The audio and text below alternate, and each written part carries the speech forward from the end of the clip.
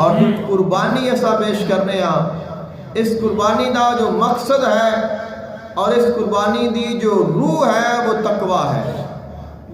اگر تقوی نہیں، محبت نہیں، وہ یقین کامل نہیں تو پھر ساڑیاں قربانیاں سانو نفع نہیں دین گیاں. اور اگر تقوی ہوئے گا پھر اللہ تعالیٰ ساری ہر قربانی قبول فرمائے گا.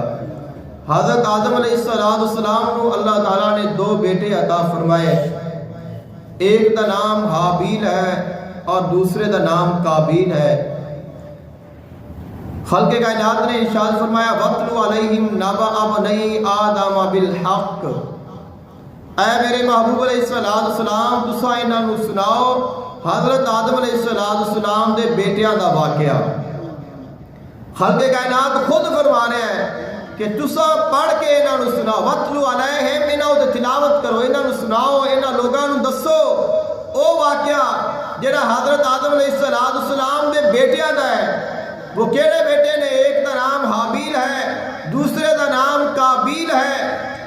اور حابیل دی جس بیٹی دے نال شادی ہونی ہے قابیل نے کیا میں اس دے نال کروانی ہے. حضرت آدم علیہ السلام نے فرمایا اے جیڑی بیٹی جس دا نام اقلیمہ ہے اس دا عقد اللہ دے حکم دے نال حابیل دے نال ہونا ہے، تیرے نال نہیں ہو سکتا. قابیل نے کیا میں اس دن عقد کرنا ہے. حضرت آدم علیہ السلام نے فرمایا پھر اس طرح کرو، پھر تساں دونوں بھائی اللہ دی بارگاہ وچ قربانی پیش کرو.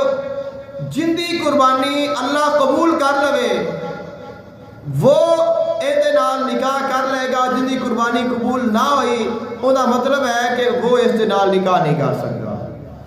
اذ قربا قربانا فَتُقُبِّلَ مِنْ أَحَدِهِمَا وَلَمْ يُتَقَبَّلْ مِنَ الْآخَرِ.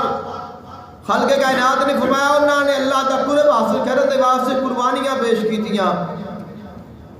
ایک بیٹے نے جس کا نام حابیل ہے گوشت کی قربانی پیش کی تھی اور بڑی محبت دے نال، بڑی عقیدت دے نال، بڑے چاہ دے نال اللہ تعالیٰ دی بارگاہ وچ قربانی لا کے پیش کر کے. اور اس وقت قربانی دا معمول سی قربانی دا جو بھی چیز ہے اس نو لا کے ایک جگہ تے رکھ دینا ہے. اور قبولیت دی دلیل ہے آسمان تو آگ آئے گی اور وہ اس چیز نو کھا جائے گی. اور اگر قربانی قبول نہیں تو پھر وہ چیز ویسی دی ویسی ہی پڑی رہے گی. آپ نے گوشت پیش کیتا، دوسرے قابیل نے گئیاں پیش کی تھیاں. اور پھر اللہ تعالیٰ دی بارگاہ میں دعا کی تھی کہ اے اللہ جن دے حق میں عقد ہونا ہے اور جن دے تے تو راضی ہے اس دی قربانی قبول فرما لے. خلق کائنات نے حضرت حابیل دی قربانی میں قبول فرما لیا اور قابیل دی قربانی قبول نہ ہوئی. فَتُقُبِّلَ مِنْ أَحَدِهِمَا. خالق کائنات نے فرمایا ایک دی قربانی قبول کر لی گئی وَلَمْ يُتَقَبَّلْ مِنَ الْآخَرِ. اب دوسرے دی قربانی قبول نہ ہوئی. اب جن دی قربانی قبول نہیں ہوئی اس نے اپنے بھائی نو آکھیا قَالَ لَأَقْتُلَنَّكَ. اے میرے بھائی ہن میں تینوں قتل کراں گا، میں تینوں ہن چھڈنا نہیں، میں تیرا قتل کر دیاں گا. انما یتقبل اللہ من المتقین. اس پہلے بھائی نے آکھیا ہے میرے ویر ہے میرے بھائی اللہ قربانی اوندی قبول کرتا ہے جڑا متقی اور پرہیزگار ہوئے. تو اللہ تعالیٰ نے آپ نے فرمایا کہ تیرا اس مالک تے یقین ہی نہیں، تقوی ہی نہیں، پرہیزگاری ہی نہیں، تو میری قربانی قبول ہوئی ہے میرے ایمان دی وجہ دے نال، تقوی دی وجہ دے نال. اور تیری قربانی قبول نہیں ہوئی تیری بدعمالی دی وجہ دے نال.